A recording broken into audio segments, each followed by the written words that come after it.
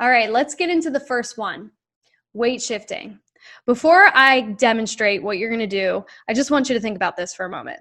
Have you ever done an exercise, either by yourself or in a fitness class or rehab, where you were on your hands and knees position or a plank and you were lifting one arm at a time and alternating? I distinctly remember a time when I was in grad school where the professor chose me to demonstrate this movement in quadruped position, assuming that I would perform it correctly. To both her and my dismay or surprise, I couldn't do it. When I went to weight shift over one arm and then the other, not only did my thoracic spine move, but also my shoulder blade moved. And not just a little, but a lot. That, guys, is an example of failed load transfer. For me, it wasn't that I wasn't strong enough to do this. It was I never practiced this type of training before in the past. I've always moved fast. So what was happening was my bigger muscles were working without the smaller stabilizers that I mentioned were so important in lesson 1. Now, this didn't mean that everything I did in the past was for nothing. It just meant that I was training the bigger muscles and not so much the deep core, and they weren't functioning as a unit. Could that be why I was having issues with my shoulder? Maybe. It's hard to say.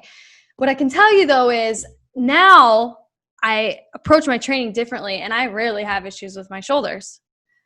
So like me, most people perform this movement and variations of this movement the way that I did in front of class that one day. And like me, many of these people don't necessarily have an inherent weakness. Rather, they're just not aware of different types of recruitment strategies to do it differently.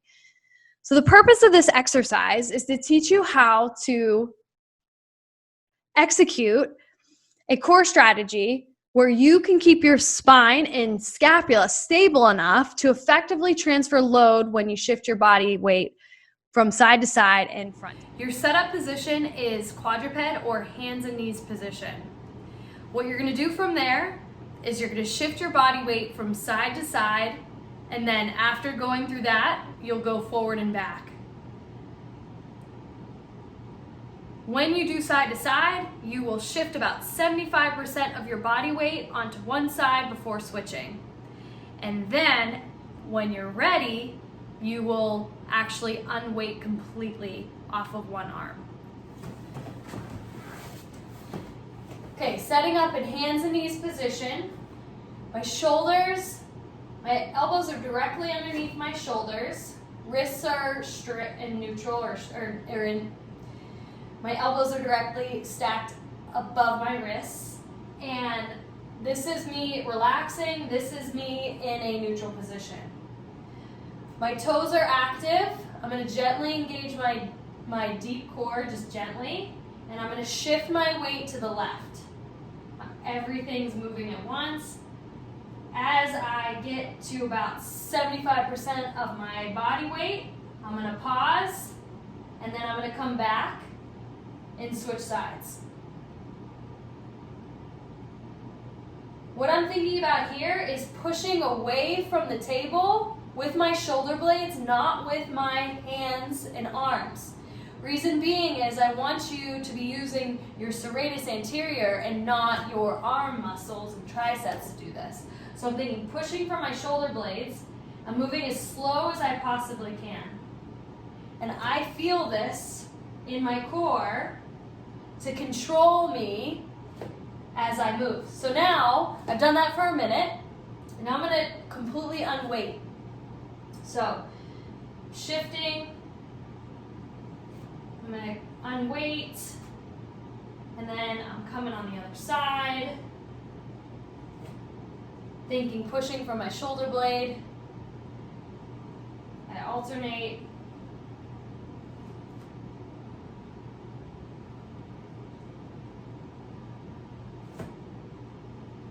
And there shouldn't be any motion in my shoulder blades or thoracic spine, or minimal motion. Some things to keep in mind. Pay attention that your elbows don't hyperextend. Pay attention that your shoulders, your elbow crease doesn't bend or rotate. And then also, a tip that you can try is putting something on your mid-back so you can feel if it rotates. You can video yourself as well.